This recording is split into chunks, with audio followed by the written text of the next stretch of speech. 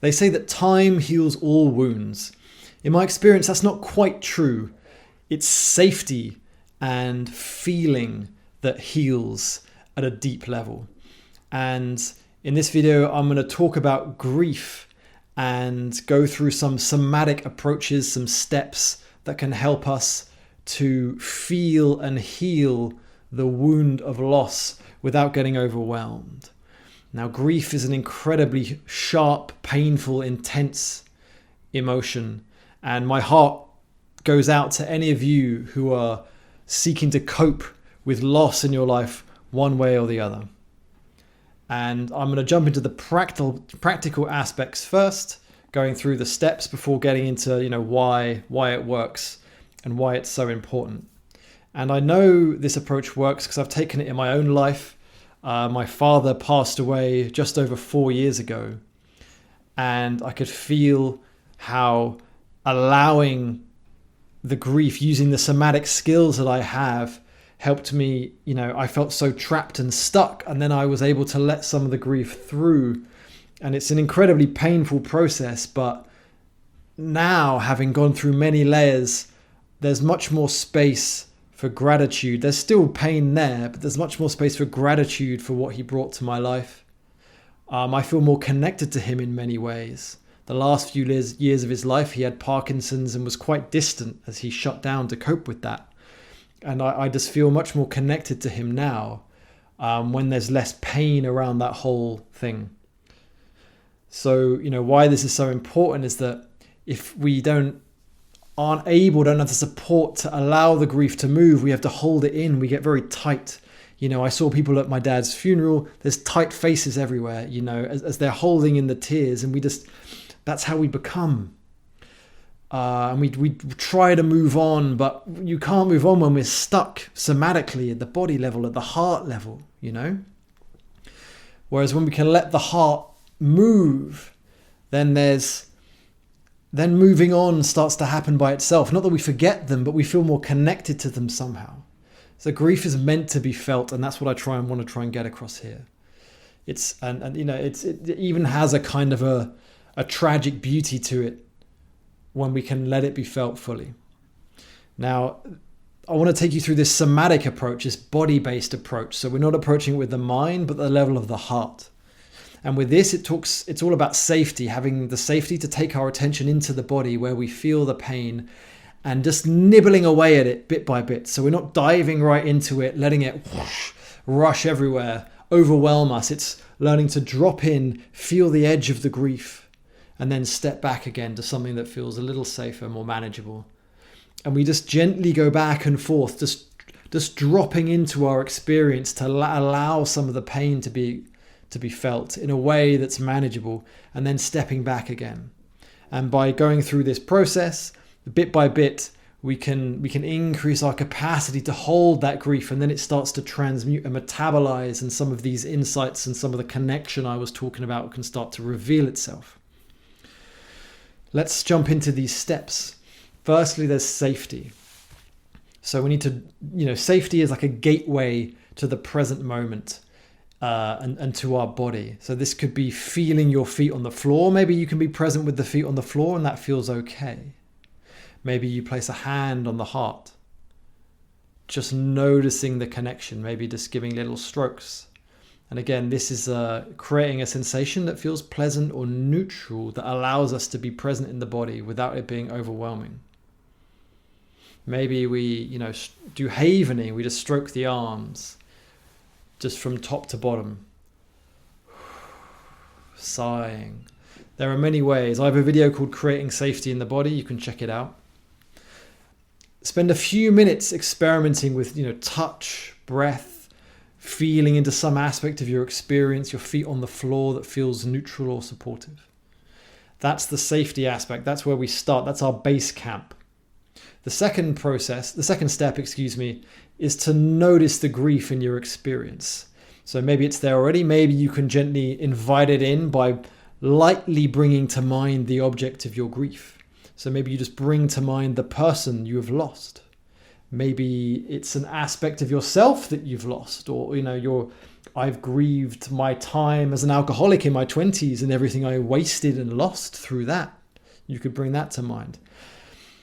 Either way, then just starting to notice where you feel it. Is it a tightness in the chest? Is it a heaviness in the belly? How is it coming to you? If it's a little bit difficult to discern, just notice where it doesn't feel good. Just get a general sense, okay, I just in the upper body, it doesn't quite feel good. That's more than sufficient to allow. So, we can have different levels of granularity here. And just doing your best. The third step is starting to, get radically honest about the truth of this emotion. This can help us deepen into it. So what do I mean by that?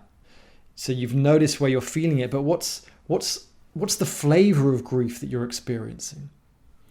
Is it that you're grieving and you feel abandoned, or that you feel hopeless or lost or alone, or like you're not going to be okay, or that life is unfair, that this shouldn't have happened? It doesn't need to be right. You don't need to figure out. It's just like at the heart level, what does this part of you want to say? What is this emotion communicating to you? It's like, this isn't fair. It shouldn't be like this. I don't like this. I don't want it to be this way. I feel disconnected. I feel alone. Whatever it is, find the words. When you find the right words, that resonates with the body, and it helps you get more deeply into the emotion. If at any point it starts to feel a bit much, dropping back to the resource, the safety that we had in the first step. The fourth step is to just feel part of this emotion. Just feel 10%, 20%. So drop your attention into the body and see if you can drop the stories and just meet the edge of this feeling, this sense of being alone or abandoned or unfair. Healing happens when your attention meets the feeling in the body. And so just touching the edge and seeing if that feels manageable.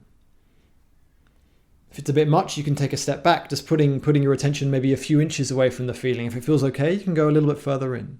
And just stay there a little while, maybe just 5 seconds, 10 seconds, maybe a little bit longer, a minute.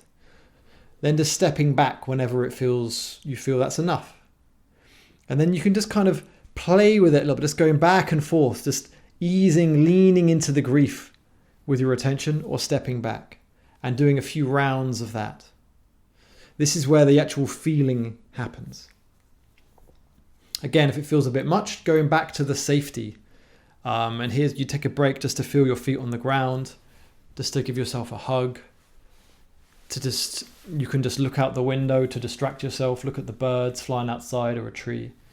Whatever it is, that when you take your attention away from the emotion, it gets less intense, right? The fifth step is to notice any resistance that's going to come in. And there's nothing wrong with this. We're not going to try and barge our way through. It's natural and it's going to happen. But just noticing where the body is tightening or tensing against the feeling of grief. Noticing where the mind starts to spin or get more intense. These are just ways the body's trying to cope with this painful feeling. And you can just watch the mind go or just gently feel into the tension. And just allowing it, letting it be as it is and staying with it a minute or two can help it to soften. And then you can go back to the grief. I do have much more detailed videos on how to work with resistance. Just type resistance into my channel and you can get more details there. So at the end, you'd want to just ground and resource yourself again. Maybe you can have a little stretch, go for a walk, just to integrate after you've felt that grief. Or you can just notice if anything's shifted, and in that feeling space, in that feeling step, actually, it's important if you feel a few tears want to come, see if they can come. If you notice the body wants to curl up and get small, let it do that. So we're really just listening to the body, helping it express and be felt in a way that is safe. If I could summarize it in just a couple of words, it's all about just bringing love to this part of you. Right? This grieving part, just holding it in the love of your attention, just like you would a grieving little child. If it's a little child who's hurt, who's sad, who's grieving, you just hold them so lovingly, so carefully. It's like bringing that to this part of you that's grieving here. And honoring its truth as well. The truth of, I just feel abandoned or hopeless or alone, whatever it is. This is, the essence of it. Now, talk a little bit about why this is so important. It's because feeling grief in this way is not something we're used to. As a society, we're very uncomfortable with grief. And it can be a very powerful, a very intense emotion. I know when I was, grieving my father, there was screams of rage, or there's floods of tears. Really letting grief go forward can be a very full-on experience, and other people get very uncomfortable with it. So it's understandable that, as a society, we're not really taught how to do this. But, and you can have all kinds of reactions. Sometimes if we feel really numb or shocked, or we can go into a depression. And this is ways, when grief can be so overwhelming that our body has to cope in some way. And I'm not suggesting we rush this process at all. We absolutely have to respect the body's coping mechanisms. But the quickest way to some kind of freedom with respect to this is learning to safely connect to the grief, to the body. And you can see this in the 5 stages of grief, for example, was made famous by Elizabeth Kubler-Ross, which is denial, anger, bargaining, depression, and I've started with weird number of fingers. Acceptance is the 5th one. And she went to great pains to say that, it's not a linear process. You don't go 1, 2, 3, 4, 5. You can jump around, or you might only have 2 of them. You don't feel all of them necessarily. So they're not really stages you go through. These are just ways we try and cope, as far as I can see. Sometimes we just feel depressed because the pain is too much, or we feel angry. And we go into denial. And it's really just through softening those coping mechanisms, really honoring them, that the kinds of transformations that I mentioned at the beginning can occur. So I hope that helps. There will be a guided meditation that's the next video that goes through all of this, takes you through the whole thing in sort of live detail. So check that out. And I do work with people one-on-one, helping them with this, to feel their feelings, to connect to their body, to feel safe in their experience. So if you want some support with that, then check out the links below, and I'll see you next time.